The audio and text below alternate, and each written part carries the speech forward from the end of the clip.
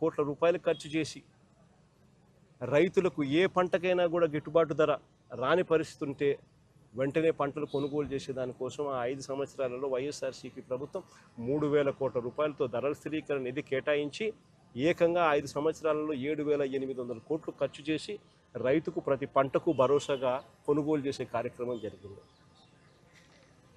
రైతుల దగ్గర నుంచి అప్పట్లో ఉచిత పంటల బీమా ద్వారా రైతులకు అందరికీ ఈ క్రాప్ చేయడం, వెంటనే రైతులందరికీ ఉచిత పంటల బీమా కింద తీసుకొని రావడం, దాదాపుగా 85 లక్షల మంది రైతులను ప్రభుత్వమే ప్రీమియం చెల్లించి రైతులకు ఉచితంగా పంటల బీమా ఇచ్చినందువలన ఆ రైతులకు ఏకంగా 7,800 కోట్ల రూపాయలు ఇన్సూరెన్స్ సొమ్ము కింద ఆ రైతులకు 5 సంవత్సరాలలో ఉచితంగా రైతులు రూపాయి కూడా ఖర్చు పెట్టుకోకుండా ఉచిత పంటల బీమా ద్వారా రైతులకు మేలు జరిగిచ్చేలా డబ్బులు పడ్డాయి.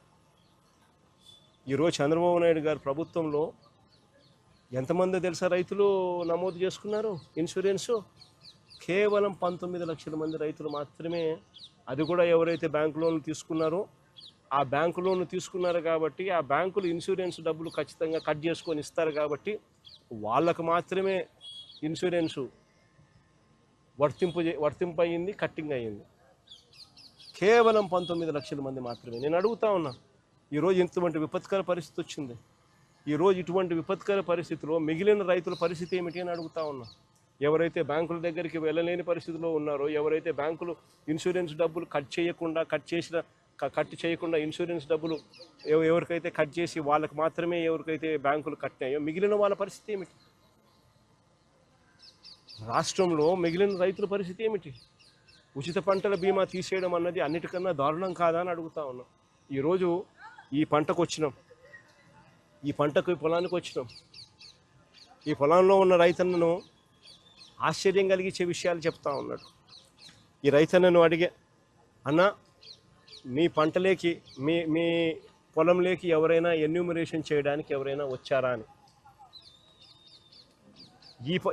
ఈ రైతులే కాదు, ఎక్కడ రాష్ట్రంలో ఉన్న ఏ రైతుని అడిగినా కూడా, అన్న ఎవరి పొలంలోకి కూడా ఏ రైతు దగ్గరికి కూడా పొలంలోకి ఎవరు కూడా ఎన్యూమరేషన్కు రాలేదన్న అన్న మాట వినిపిస్తుంది. ఆశ్చర్యం ఏమిటో తెలుసా? ఇది కృష్ణా కలెక్టర్ ఇచ్చిన ప్రొసీడింగ్స్ 30వ తారీఖు డేటు, అక్టోబర్ 30వ తారీఖు డేటు. కృష్ణా కలెక్టర్ ఇచ్చిన ప్రొసీడింగ్స్. ఈ ప్రొసీడింగ్స్లో కృష్ణా కలెక్టర్ ఏమంటాడు తెలుసా? 30వ తారీఖు తను ఈ ప్రొసీడింగ్స్ ఇస్తూ తను ఏమంటాడు, enumeration of crop damage and social audit. Enumeration అయిపోవాలా, సోషల్ ఆడిట్ అయిపోవాలా, to be completed by 31st, అంటే ఒకరోజు.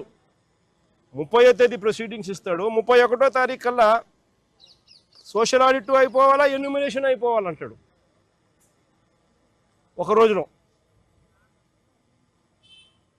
Enumeration of crop damage and social audit should be completed by 31/10/2025 and any grievances shall be redressed immediately. ఒక రోజు time. ఆశ్చర్యం కలిగించే విషయం ఏం తెలుసా? ఇక్కడ ఇంకొక పారాగ్రాఫ్ రాస్తారు. ఇంకొక పారాగ్రాఫ్ ఏమని రాస్తారు తెలుసా? District agricultural officer Machilipatnam or before 31/10/2025 without fail చేయాలా. The concern mandal agriculture officer sending list after the above deadline will invite action. అంటే ఆ తర్వాత ఎవరైనా అప్లికేషన్ పెట్టేదానికి కూడా 31వ తారీఖు అయిపోవాలా, 31వ తారీఖు తర్వాత అప్లికేషన్ కూడా పెట్టేదానికి కూడా the finalised list from the districts should be submitted to the director of agriculture AP Guntur on 1/11/2025.